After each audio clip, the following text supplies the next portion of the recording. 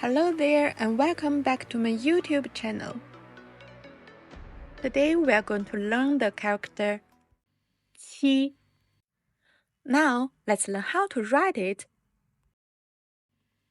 横竖弯. Alright, let's learn how to use it. 七十七十70 70. 我7点钟起床。我7点钟起床。我7点钟起床。I get up at 7 o'clock. 我们家有7个人。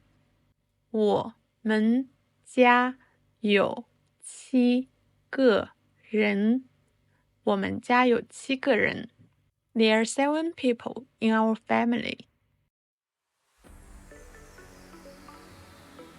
That's all for today. If you want to learn more Chinese characters, don't forget to subscribe to my channel. See you next time.